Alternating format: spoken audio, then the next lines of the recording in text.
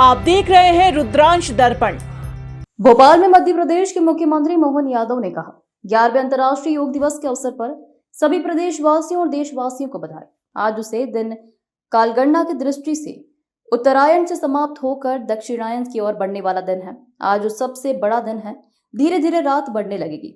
भारत के प्राचीन ज्ञान से दुनिया परिचित हो रही है। अंतर्राष्ट्रीय योग दिवस के अवसर पर मेरी अपनी ओर से प्रदेशवासियों को, देशवासियों को बधाई। यशस्वी प्रधानमंत्री के नेतृत्व में पूरा देश, पूरा मध्य प्रदेश और पूरी दुनिया, आसमान से लेकर पाताल तक जो जहां है, देशवासी, पृथ्वीवासी, संयुक्त राष्ट्र संघ के इस अंतर्राष्ट्रीय योग दिवस के अवसर पर मेरी अपनी ओर से सबको बधाई, शुभकामना। आज ही दिन हमारा कालगणना की दृष्टि से भी उत्तरायण से समाप्ति होकर के दक्षिणायन की तरफ बढ़ने वाला दिन है।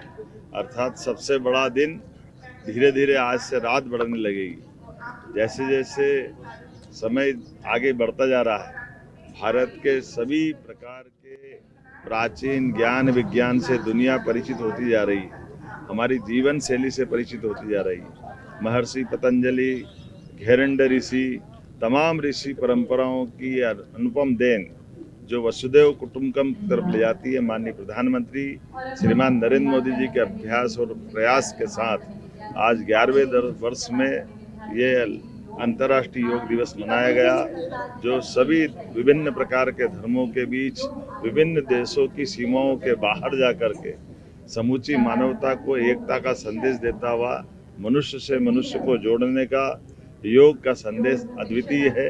मेरी अपनी ओर से प्रदेशवासियों को बधाई।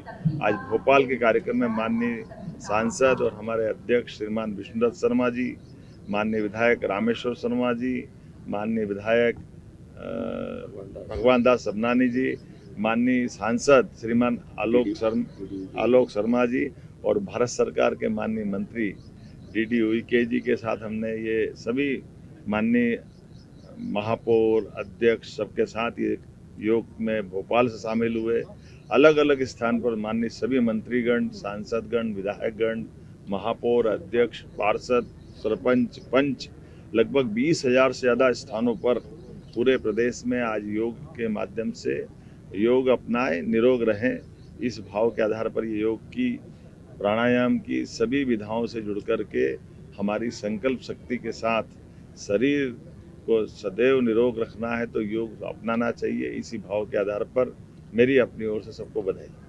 प्रधानमंत्री जी ने मैसेज दिया कि आज पूरी दुनिया कहीं ना कहीं किसी तनाव से गुजर रही है। हाँ, एक पृथ्वी एक स्वास्थ्य, इस भाव के आधार पर जो हमारी प्राचीन काल की वसुधैव कुटुंबकम की परिभाषा है, सच में हमारे लिए योग से शांति आती है, शांति से संतोष आता है, संतोष से अहिंसा आती है और अहिंसा से जीवन की आनंद की प्राप्ति होती है। इसीलिए आज उथल पुथल भरे दुनिया के इस परिदृश्य में भारतीय सनातन संस्कृति की तरफ पुनः लोगों का ध्यान आकर्षण होता है। ऐसे में हम सब अपने जीवन में योग को अपनाएं और स्वास्थ्य का भी ध्यान रखें और हमारे मूल भाव स्वभाव में अहिंसा के भाव को लाएं। जियो और जीने दो के भाव के साथ हम अपनी सनातन संस्कृति की जय जयकार करते हुए एक कुटुंब की तरह रहने के साथ सभी सह अस्तित्व की भावना को स्वीकार करें। मेरी अपनी ओर से पुनः बधाई। आप देख रहे हैं रुद्रांश दर्पण।